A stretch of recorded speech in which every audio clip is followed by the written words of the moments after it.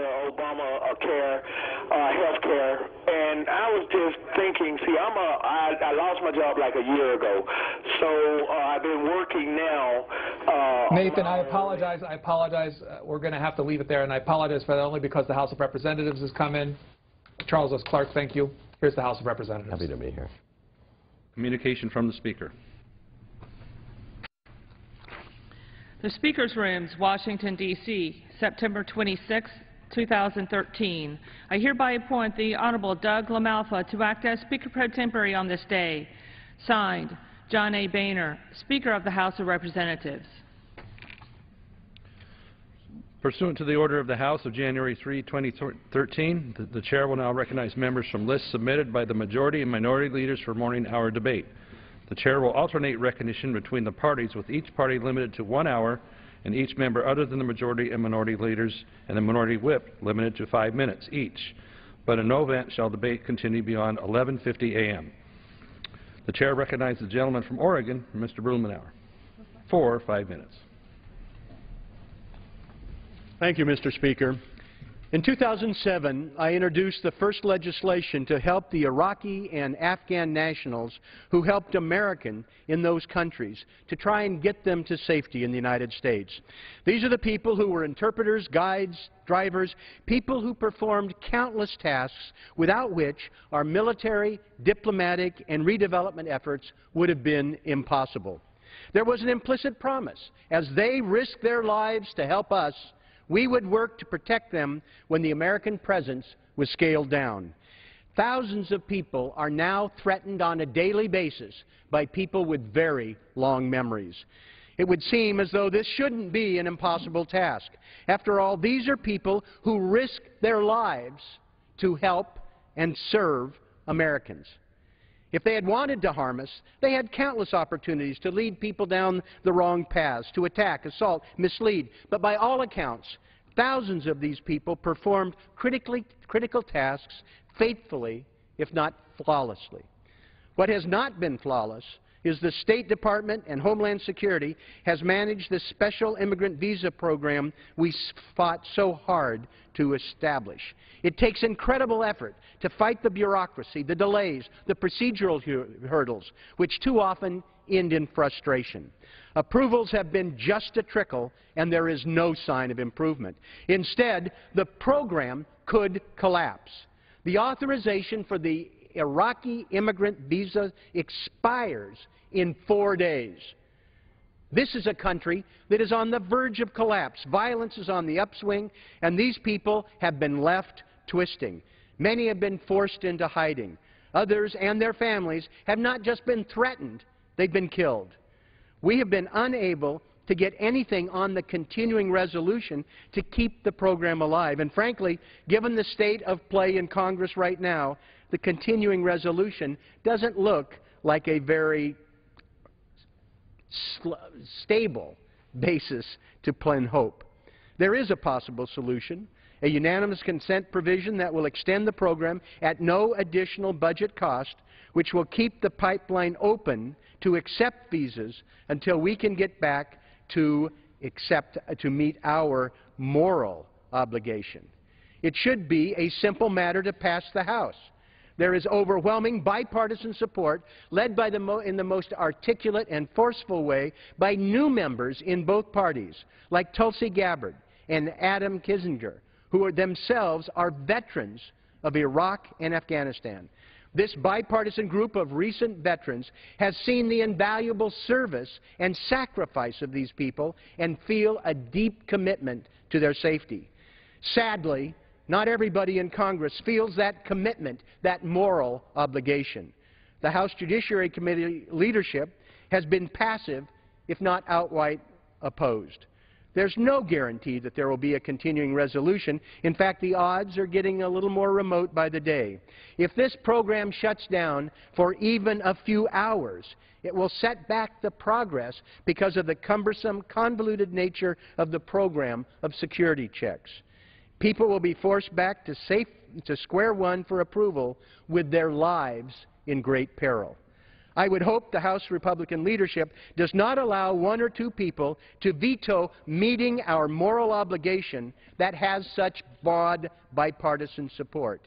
It will be to the enduring shame of this body if we can't come together and protect the people we counted on in battle and who are now counting on us. This sad story is documented in Kirk Johnson's recent book, To Be a Friend is Fatal: The Fight to Save the Iraqis America Left Behind. The title really says it all. To be a friend is fatal. The fight to save Iraqis America left behind. So far we have failed them. I hope the House will rise to the occasion before it's too late. The gentleman yields back. The chair recognizes the gentleman from Tennessee, Mr. Desjardins, for 5 minutes. Thank you, Mr. Speaker. Mr. Speaker, I rise today in remembrance of Harriet Howard, a great Tennessean who recently passed away. Harriet Howard of Rutherford County is known throughout our community for her tireless efforts on behalf of our military veterans. Not only did Harriet devote countless hours to volunteer work, she helped ensure that veterans in our state have the access to care they need and deserve. Harriet launched a well-known public communications campaign that led to female veterans receiving quality medical coverage. She set up a petition drive to prevent the Alvin C. York VA Medical Center in Rutherford County from closing. Today, the hospital remains open as a direct result of her efforts. Finally, she raised more than $125,000 for the Tennessee Fisher House for a new facility in Murfreesboro. Harriet also served her country in the military as a Navy clerk for more than 39 years. Our state owes an immeasurable debt of gratitude to Ms. Howard. I know she is missed by countless veterans and their families. I yield back the balance of my time. The gentleman yields back. The chair recognizes the gentleman from Illinois, Mr. Quigley, for 5 minutes. Thank you, Mr. Speaker. Mr. Speaker, lately, the People's House, this House of Representatives, has been called a lot of other things: dysfunctional, unpopular, gridlocked. But one word inspired by Charles Dickens seems particularly fitting these days: bleak. In 1852, Charles Dickens wrote the novel Bleak House about the dismal failures of the British judicial system. The title Bleak House refers to the main courthouse, above which reads the warning: suffer any wrong that can be done you rather than come here. Given the recent inaction and perhaps dysfunction, I feel a similar moniker may need to be placed above our own door. This body has reached a point where our inaction is no longer harmless. Our inability to act and to govern is having real and harmful effects. We are on the verge of causing really great suffering. Take, for example, health care. We passed health care reform 3 years ago, and while everyone does not like all of its provisions, the fact is it's the law of the land. It's not going away. But rather than working together to improve the bill, as has been done with every other major piece of legislation, such as Medicare Part D, many in this House are not only refusing to make adjustments, they are trying to stop its implementation altogether. There are efforts underway to dissuade young people from signing up for insurance, to prevent assisters from helping folks access insurance, and to scare seniors. Rather than coming together to improve our health care system, the dysfunction of this body is actually harming the health and well-being of millions of people. Take the inability to pass a continuing resolution as another example of how the gridlock of this body is hurting our country. What was once a routine act of debating funding levels and priorities and passing a budget has devolved into hijacking of government funding and over the funding of health care. This is a game of chicken that risks shutting down the entire government and injuring millions of Americans. Leaders on the other side of the aisle even understand the devastating effect of such a shutdown. Speaker John Boehner said in April 2011 that, quote, if you shut down the government, it'll end up costing more than you say because you interrupt contracts, end of quote. Yet despite such warnings, we continue to risk a deeply damaging government shutdown. Efforts to increase the debt ceiling should serve as another sober reminder of how dysfunctional and harmful this body has become. The debt limit has been raised 78 times, including 49 times by Republican presidents and 29 times by Democratic presidents. Once again, what was once standard operating procedure has become a hostage for extreme positions. Many in this House are willing to risk the full faith and credit of the United States in order to push their extremism. Defaulting on our debt would cause irreparable damage to our recovery and risk sending us back into recession. As George W. Bush's chief economic advisor, Keith Hennessy, put it, not raising the debt limit could lead to, quote, a catastrophic event, end of quote. Still, we continue down this dangerous path. And these are just a few of the most topical examples. The list of items we are unable to tackle goes on and on. Tax reform, entitlement reform, reauthorization of No Child Left Behind, transportation and infrastructure funding, immigration reform, postal reform, a decent farm bill, common sense gun violence legislation. We are indeed making Truman's do-nothing Congress look positively busy. Yesterday, Senator Cruz quoted Dr. Seuss. And today, I would like to do the same. But I am drawing from a different Seuss tale, the story of the Zacks. For those not familiar, the Zacks is about two Zaxes going two different directions who meet face to face. Each Zax refuses to go any direction but the direction it was headed. The Zaxes stand so long that a highway overpass is built over them, and the story ends with each Zack still standing there, unbudged in their tracks. From Dickens to Seuss, great writers can teach us and warn us about the dangers of obstinacy and intransigence. Refusing to act has surely led us to a very bleak place indeed. Let's not end up like the Zaxes, unbudged in our tracks, unable to tackle the great challenges of our time. Thank you, and I yield back. The gentleman yields back. The chair recognizes the gentleman from Pennsylvania, Mr. Thompson, for 5 minutes.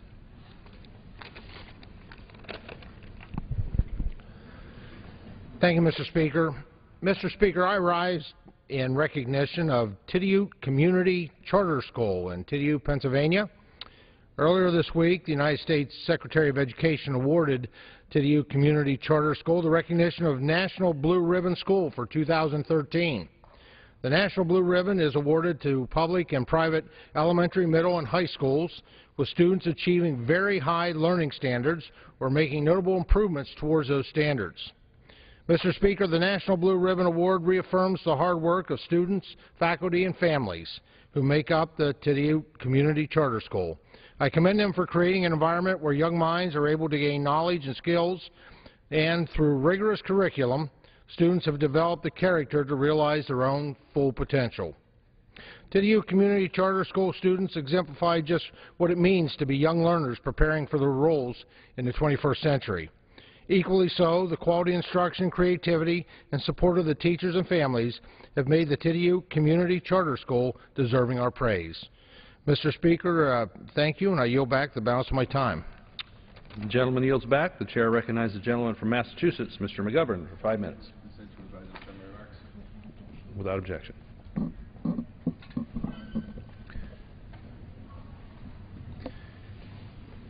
Mr. Speaker, I come to the floor today to again talk about the need to end hunger now.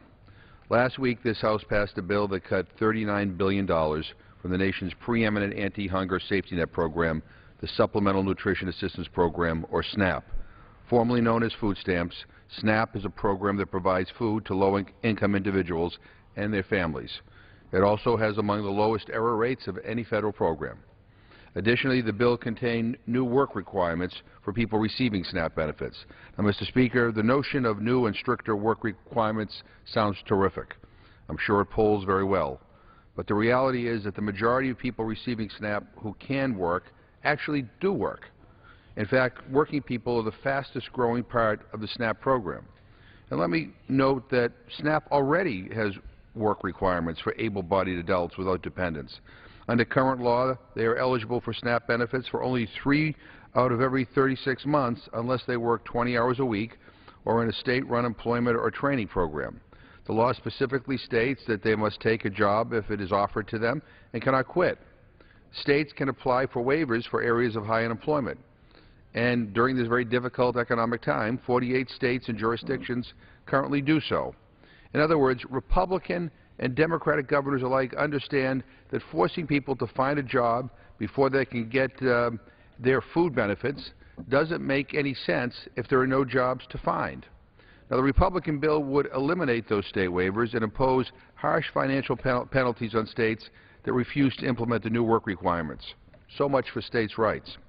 But more broadly, Mr. Speaker, it's important to note that what we do in Congress is not done in a vacuum.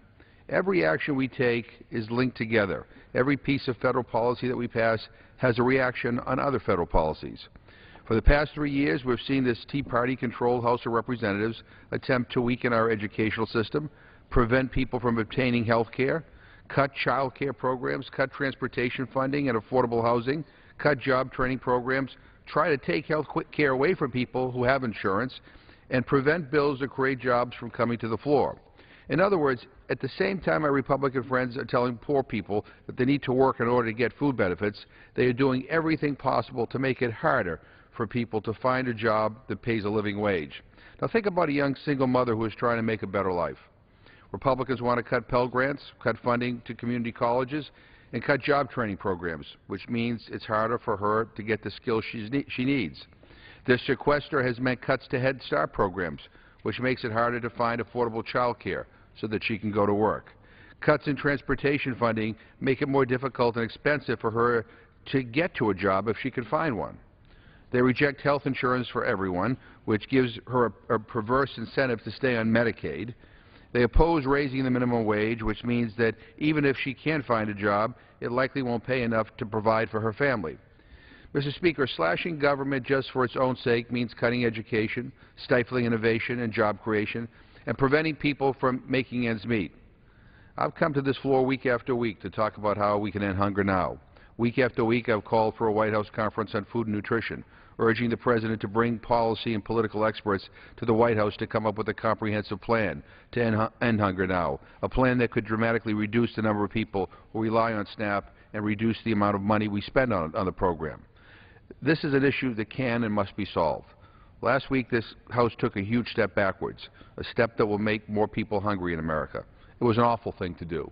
The Congressional Budget Office estimates that 3.8 million people will lose their benefits. 170,000 veterans will lose their food benefits. Ending hunger used to be a bipartisan issue. Surely it can be again. I yield back the balance of my time. The gentleman yields back. The chair recognizes the gentleman from Arkansas, Mr. Crawford, for 5 minutes. Thank you, Mr. Speaker. Today I want to bring two very contrasting perspectives to the floor with regard to health care. One of them starts with an individual that we're all familiar with, and when he talks, people listen. On March 1st, 2010, Warren Buffett said, "I would much rather see a Plan C that really attacks costs in regard to health care," and I think that's what the American public wants to see. The American public is not behind this bill, and we need the American public behind the bill. Now, he's changed his position 2 or 3 times, and it's hard to get a beat on exactly how he feels about Obamacare, but when he talks, people listen. The problem is the people we need to hear from the most aren't being heard.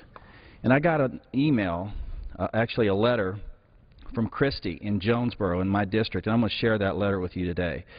And it says, as I was listening to the radio this morning, people were calling in about how Obamacare is already affecting them.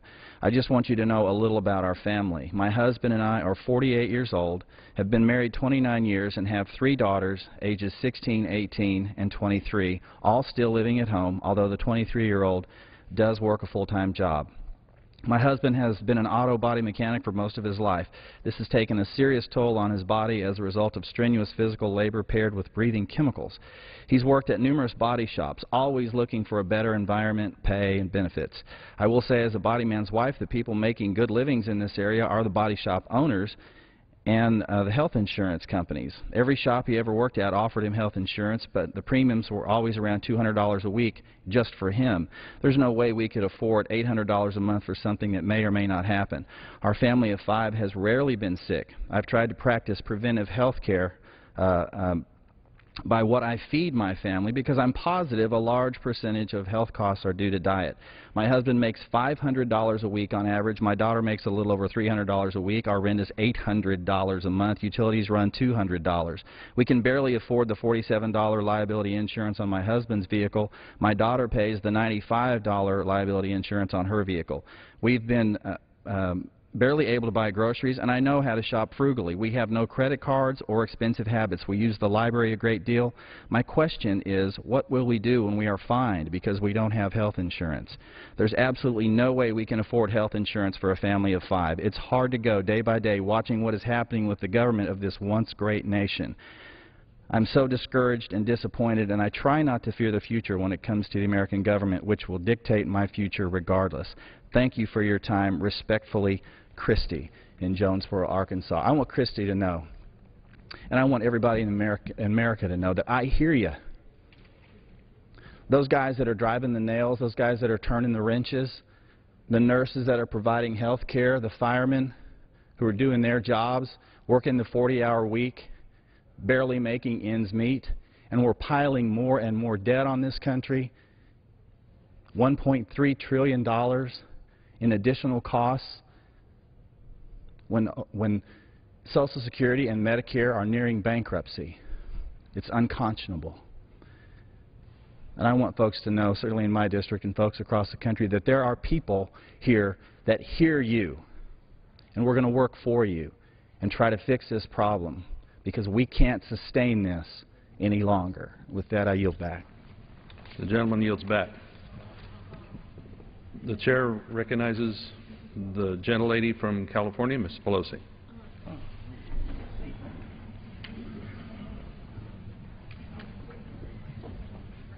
Thank you very much, Mr. Speaker. I thank my colleague from Illinois, Mr. Davies, for his courtesy to allow me with great enthusiasm to come to the floor to salute Team America, the Oracle Team USA, which came from behind to win the America's Cup.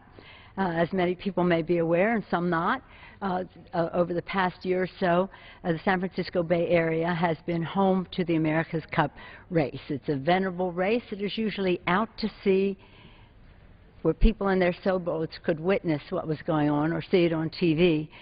Because of the vision of Larry Ellison, it was brought to San Francisco Bay. It went from white caps to blue collar. And anyone who could see the bay could see the America's Cup race. And the shores were lined with people, and anyone who had a view of the water could see something spectacular happening. For the past 2 weeks, the 34th America's Cup's finals, where Oracle Team USA and Emirates New Zealand raced across the bay for the right to win the oldest trophy in international sport. The race was swift, boasting AC-72s, the fastest catamarans the competition has ever seen. The race was long, lasting over 15 days, as these two incredible teams competed in 19 races. The race was close, following a winner-take-all race yesterday, first winner-take-all final race in 30 years. And yesterday afternoon, the 34th America's Cup Cup finished with the most incredible comeback in history. After trailing Team New Zealand 1-8, Team USA had 1, Team New Zealand had 8. Oracle Team USA surged ahead to win an unprecedented 8 straight races to once again hold the America's Cup trophy high above their heads. Skipper Jimmy Spithole, tactician Sir Ben Ainslie, and the entire Oracle Team USA sailed into the port of San Francisco as champions, welcomed by the largest and loudest crowd to cheer their entrance in history. There could, or any team in history. There could be no better backdrop, in my view, or in the view of anyone who saw it, as the momentous American moment than when the Team USA and San Francisco Bay crossed over to victory with the backdrop of the hugest American flag I have ever seen. There could be no, there was a vision, this all was the vision of Oracle team sponsor Larry Ellison, who was on the water with his crew, joining in the celebration of his team's second victory in America's Cup. Larry Ellison's vision democratized the Cup, as I said, from white caps to blue collar. By bringing the race so close to the shoreline, everyone who could view San Francisco Bay could view the excitement of the America's Cup. That beautiful sight was made possible by the extraordinary leadership of San Francisco Mayor Ed Lee, California Lieutenant Governor Gavin Newsom, Mark Buell, who led a private sector initiative, Kerry McClellan of the America's Cup Organizing Committee, and Daley Dunham with the Port of San Francisco. Thanks to the Coast Guard, the National Park Service, the Army Corps of Engineers for helping make this race a spectacular sight to see. With the help of these leaders and the local San Francisco maritime unions, the world witnessed one of the greatest moments in sports history and on a beautiful bay. The America's Cup is the oldest and most prestigious trophy in yachting. Team USA won the very first race in 1851 and had successfully defended the Cup for the next 132 years until 1983. Exactly 30 years later, the Cup returned home where it belongs, in the hands of American sailors who defied the odds, were so courageous, were so disciplined, who were so focused, who had such strategic plan to give our country, USA, USA, USA, a victory we will never forget. Thank you, Team Oracle, Oracle Team USA, for putting your hearts, your souls, your everything, your all into the 34th America's Cup. You have earned your place in history. With that, Mr. Speaker, I yield back the balance of my time. The gentlelady yields back. The chair recognizes the gentleman from California, Mr. Issa, for 5 minutes. Unanimous consent to speak for 5 minutes and revise and extend. Without objection. Mr. Speaker, as a proud Californian, I join Ms. Pelosi in congratulating Team Oracle, Team USA. Ever since Dennis Connors brought the Cup to California, we as Californians are very proud of it. I didn't spend the weekend in San Francisco, though. I spent it in Libya and in Cairo. Because as we speak here today, the good things that are going on in America are often overshadowed by our poor foreign policy, our inattention to historic allies and obligations. Today, war is going on in the Sinai, and the Egyptian army is fighting it while we debate whether or not to support their effort. We debate whether or not a coup that overthrew a dictator who was elected, a man who no sooner got his office than he began moving Egypt towards Sharia law, abolishing its forms of balance, including its judiciary and its parliament. We continue to debate. The fact is, we need allies in the region. Israel needs allies in the region. Egypt needs to protect borders from insurgency and terrorism to its south, in the Sinai, and along the Libyan border. More than ever, the Libyan border is a concern for all of us. It is a lawless area. The term Benghazi often is taken for the sad loss of 4 brave Americans at our consulate. But the truth is, Benghazi is the next Afghanistan if we cannot engage and stop the terrorism that is going on there. It is a training ground for insurgents, one of many.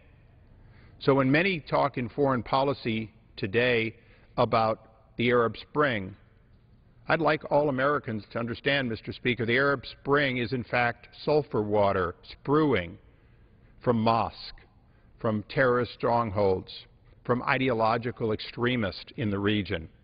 It is taking on a life of its own under this administration, and that life will end the secular life, the freedom of religion that many moderate Arab states have enjoyed for generations. Under President Morsi, we saw more than 50 Coptic churches burned, and in the days coming afterwards, even more by the Muslim Brotherhood, who somehow felt that one election based on one man, one vote, and one time, would allow them to rule the largest Arab country forever as an Islamic state. Mr. Speaker, I believe that all of my colleagues need to begin to look at the wrong direction we have taken, stop celebrating an Arab Spring that really is about overthrowing allies who we have questions about whether or not they're heading toward a democratic state. But we have no doubt we have pushed them toward rule of law, toward institutions, and toward being part of a world that denounces and renounces various bad activities. Mr. Speaker, I cannot stress strongly enough that if we continue to have a policy of leading from behind, of indecision, of asking this body to spank somebody slightly for using chemical weapons, while not taking an affirmative action toward a government that would respect its people, and particularly minorities and Christians in the region, then we have no policy and we have no allies. Mr. Speaker, I take no pride in saying that when President Obama attempted to go into Syria, he did not get support from his own party, nor my party, nor virtually any of our historic allies for a reason. His plan was ill-conceived and led to no real positive change in Syria. For our allies in the region, for Jordan, for Lebanon, for Egypt, and for Israel, we must develop a consistent policy where our enemies fear us and our allies respect and count on us always. We don't have that today, and I would call on all my colleagues to become more familiar with the Arab Spring and see the sulfur that comes up and is often mixed and misunderstood for drinking water. And with that, I yield back.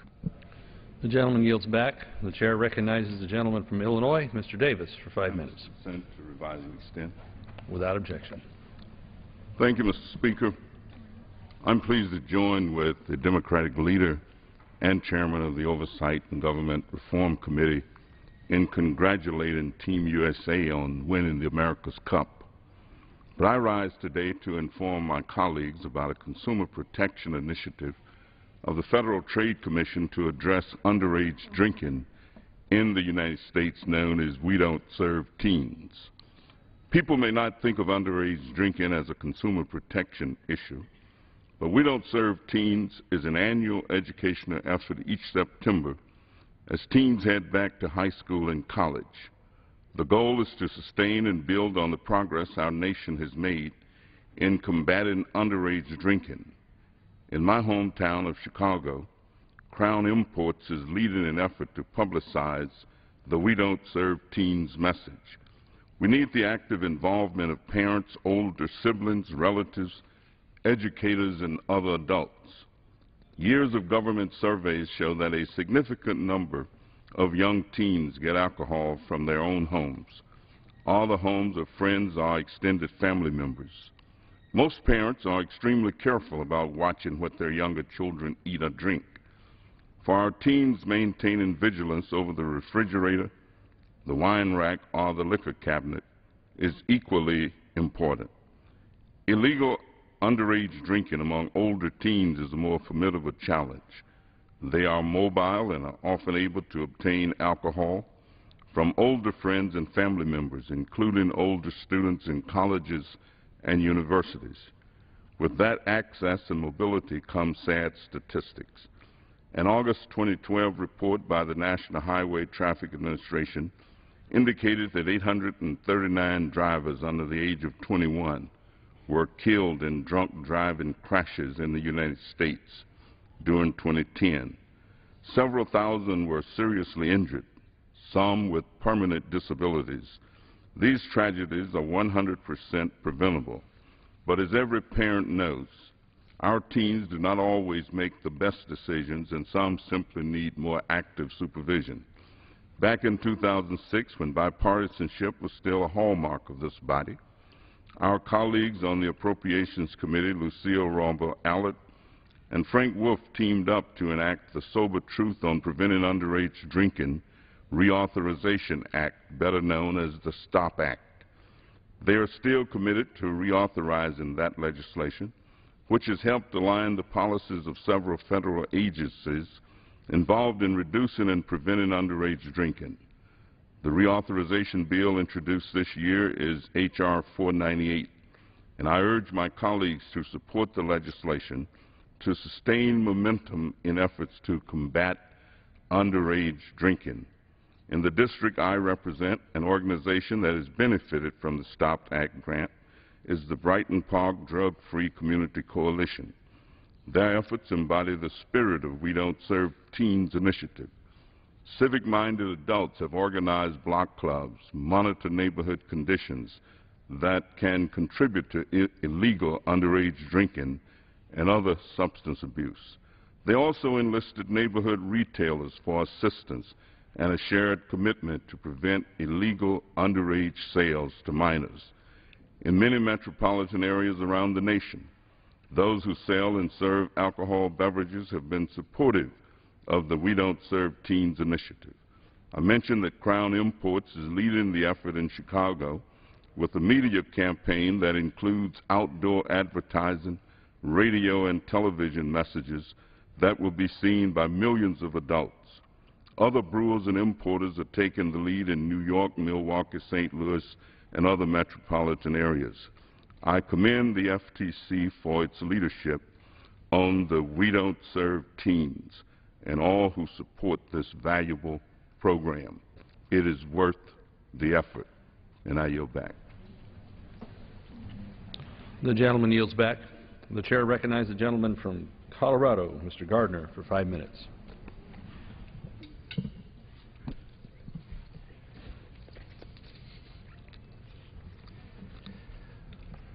When the President began his push to pass the partisan Affordable Care Act, he did so with two primary promises. The promise that if you like your health care plan, you'll be able to keep your health care plan, period.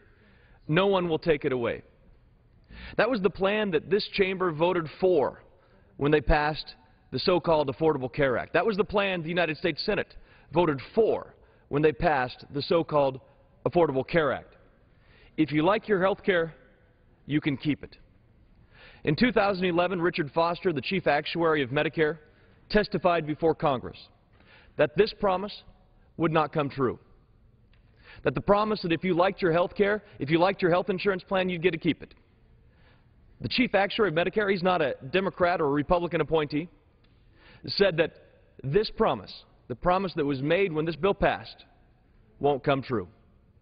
And over the past several months, my office has received countless letters, emails, tweets, Facebook comments from people around this country and around my district in Colorado who have said, thanks to Obamacare, they are losing their health insurance. They are losing their family's plan.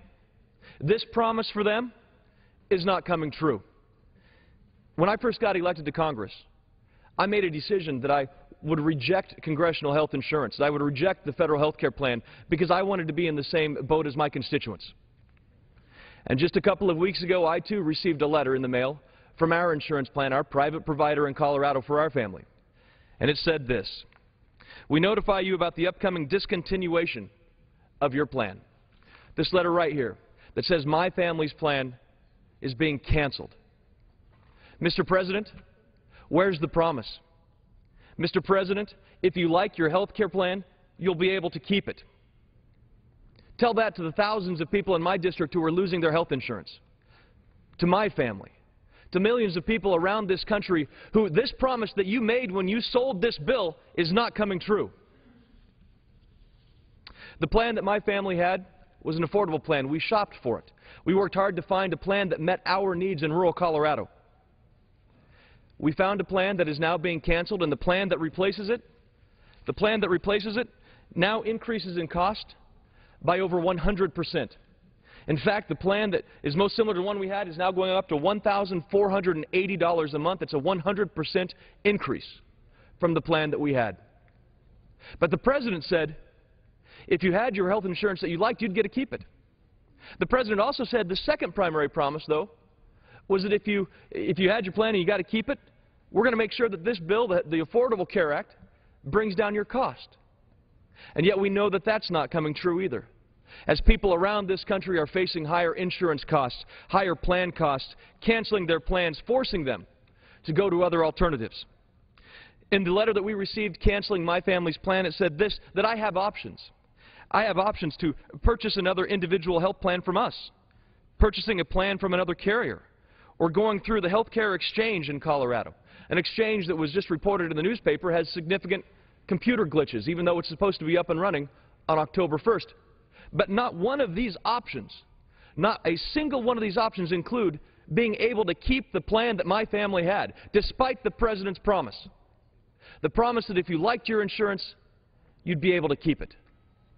Mr. President, where is your promise today? Will you explain to the American people that neither of those promises, the primary reasons you pushed the health care bill,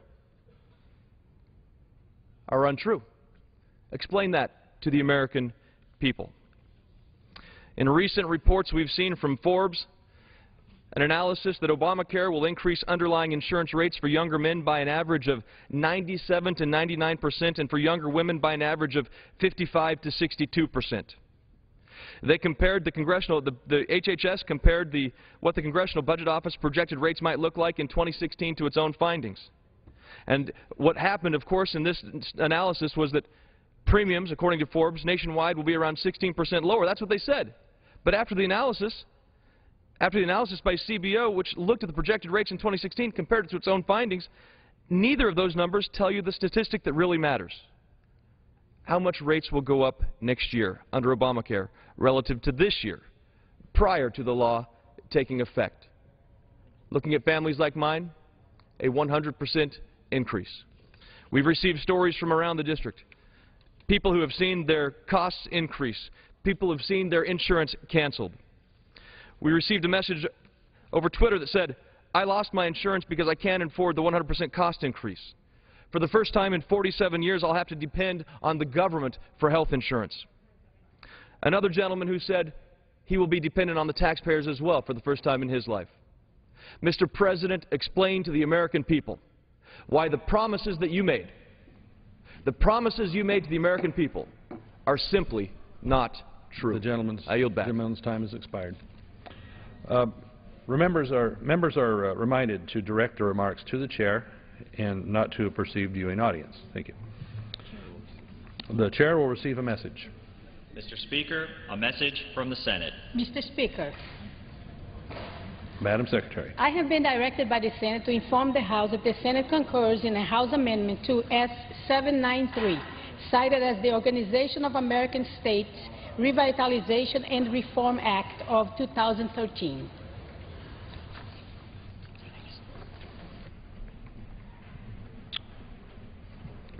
The chair recognizes the gentleman from Virginia, Mr. Connolly, for 5 minutes. Thank you, Mr. Speaker. And gosh, I was sorry to hear that our colleague from Colorado has had his insurance canceled or threatened with a 100% premium increase. That's precisely what Obamacare was designed to stop, the capricious actions of cancellation of coverage, especially when you get sick, by insurance companies. And that's exactly what it's going to do. It's going to end that kind of practice and give you more choices. You know, Mr. Speaker, the majority of Americans object to House Republicans holding hostage the basic government services our citizens expect and need, just so they can poke the President in the eye once again by trying to repeal the signature health insurance reform law. In a recent poll, 8 out of 10 respondents said it's unacceptable for members of Congress to threaten to shut down the government in order to achieve a narrow ideological goal. After last week's House vote on the Republican hostage plan, another poll found more than half of Republican respondents want Congress to keep the government open rather than shut it down over the Affordable Care Act. So why can't House Republicans accept the Affordable Care Act, which was adopted by Congress and reaffirmed by the Supreme Court and reaffirmed in an election just 10 months ago in this country? They've had 42 votes to chip away or outright repeal this signature law, and they've failed in every one of those attempts. Senator John McCain, a prominent and respected Republican, tried to counsel his Republican friends on the futility of this effort on the floor of the Senate yesterday by reminding them that elections have consequences. The man who lost the 2008 election to President Obama noted that a majority of Americans reaffirmed their support of this president and his agenda, by extension his signature initiative, in last year's election. What's particularly disappointing in this protracted debate is this false narrative that the Affordable Care Act is not working, that it will somehow cause an economic calamity, as the majority leader claimed last week. What truly worries House Republicans, one suspects, isn't that the Affordable Care Act will fail, but precisely the opposite. They are frightened to death it will succeed. Just this week, we received further confirmation that, in fact, is delivering on its promise to reverse the skyrocketing cost of health care, unlike the narrative of my friend from Colorado. When the insurance exchanges open for enrollment next week, the Department of Health and Human Services says consumers will find an average of 53 health plans to choose from and premiums 16% lower, not higher than expected. And that's before any tax credits are applied. In my district, for example, a family of 4 earning $50,000 a year will be able to find a silver-rated insurance plan for less than $300 a month, and they could pay 0 premium with that subsidy for a bronze-rated plan. The Affordable Care Act is working for seniors. Premiums and deductibles for Medicare are lower, not higher, and seniors have saved more than $7 billion so far in prescription drug costs thanks to closing the donut hole of Medicare Part D. In enrollment in Medicare Advantage plans is up 30% since 2010, and premiums have dropped 16% since that time. That's a far cry from the kind of demonizing and the wolves at the door rhetoric of some of my friends on the other side. Mr. Speaker, it's not the Affordable Care Act that puts America at risk of economic calamity, but the reckless actions of my friends on the other side of the aisle who are willing, once again, to hold the American people hostage because they don't like it. And they have an ideological agenda that is going to create deep hardship in every one of those households my friend from Colorado discussed, and every one of the households throughout America.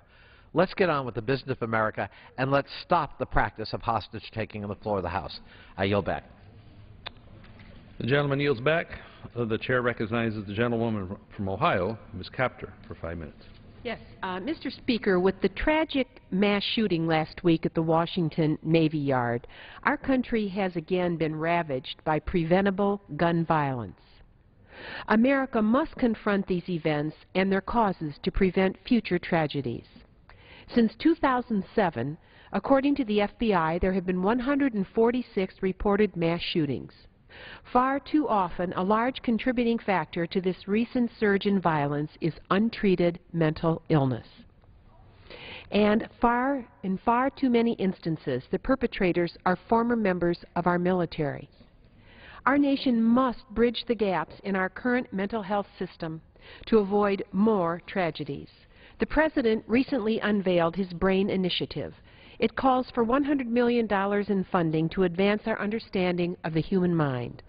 Supporting this proposal will go a long way to furthering our understanding of the causes and conditions that afflict those who wish to harm others and themselves. Further, Congressman McKinley of West Virginia and I have introduced H.R. 1615, the Examining America's Mental Health Services Act of 2013. The bill requires the Secretary of Health and Human Services and the National Academies Institute of Medicine to conduct a comprehensive study on the gaps in our nation's mental health services and explore how these gaps increase the risk of violent acts. Experts such as former Army Vice Chief of Staff Dr. Peter Chiarelli, Dr. Joseph Calabrese of Case Western Reserve University, U.S. Army Colonel Carl Castro, and Dr. E. Fuller Torrey, head of the Stanley Foundation, would be prime candidates to lead breakthrough national initiatives on mental health. Part of our comprehensive effort should focus on accelerating funding for brain research and neuropsychiatric treatment. Second, reforming military enlistment, discharge procedures, and integrating the Department of Defense and Department of Veterans Affairs medical record systems. Third, instituting early childhood behavioral screening in schools. And fourthly, restricting gun and ammunition access to those who have serious behavioral disorders. Additional focus on mental illness and gun access is imperative. The Navy Yard tragedy resulted in the deaths of 13 of our citizens, with 8 additional people injured. The perpetrator, Aaron Alexis, was age 34, a Navy Reserve veteran and contractor to the U.S. Navy. He joined the Naval Reserve and began experiencing conditions that many would describe as related to PTSD, with demonstrable neural conditions such as schizophrenia or paranoid schizophrenia. However, he was allowed to purchase a Remington 870 pump-action shotgun and 2 boxes of ammunition. Individuals who suffer from these types of ailments should not have access to weapons and stockpiles of ammunition. Unaddressed mental illness continues to be prevalent in many of our nation's traumatic mass shootings that involve perpetrators who are private citizens as well. We recall, so sadly, in Tucson, Arizona, when our own former dear colleague Gabby Giffords and current colleague Representative Ron Barber miraculously survived a mass shooting where 6 others lost their lives after a deranged gunman, Jared Lee Loeffner, opened fire at a meeting at a local supermarket where Giffords and constituents were gathering. We have seen it in nearby Virginia Tech on April 16, 2007, when Chong Hui Cho took the lives of 32 people, and at Sandy Hook Elementary School in December of 2012, when 20-year-old Adam Lanza ended the lives of 20 children and 7 adults after taking his own mother's life and then his own. How many more calls for attention, for help, does America need to hear? The killing of 2 Capitol police officers over a decade ago here in the Capitol was perpetrated by a man who had been diagnosed as a paranoid schizophrenic, who was off his medication, alienated from his family, and got access to guns. The Congress should be deeply concerned that civilians, as well as our brave men and women who serve or have served in our armed forces, are not receiving the medical treatment required for diagnosing debilitating mental illness and trying to treat it better. An annual Department of Defense report on suicide has shown a precipitous increase in military suicides over the course of the last 5 years. In 2012, there were 349 suicides by military men and women from all branches of the armed forces. That is more than all the combat deaths that same year in Afghanistan. This is an epidemic and requires more attention and investment, including the BRAIN initiative put forward by the President. In sum, the common denominator with many of these mass shootings is a mentally ill individual with access to deadly weapons who has not been treated properly or many times even evaluated for their mental illness. America must address this for the benefit of our entire society, and we must accelerate research to unlock the mysteries of the human brain. Mr. Speaker, the only question is, do America's leaders on behalf of the American people have the courage and vision to embark on a serious national conversation about mental health and mental illness? I want to yield back my remaining time and ask unanimous consent to place additional comments in the record. Without objection, the gentlelady's time has expired. Pursuant to Clause 12A of Rule 1, the Chair declares the House in recess until noon today. And the House comes back at noon for legislative work as they wait for Senate action on the continuing resolution, or CR, to fund the federal government past September 30th. Live coverage here on C-SPAN when they gavel back in. The Senate continues debate on that CR. Yesterday, Harry Reid adding an amendment defunding, stripping the defunding measure and shortening the CR to November the 15th. Follow that over on C-SPAN 2. The White House this morning issuing a statement in support of the Senate legislation, and that just came out from the White House. We will take you shortly, in just a moment or two, to hear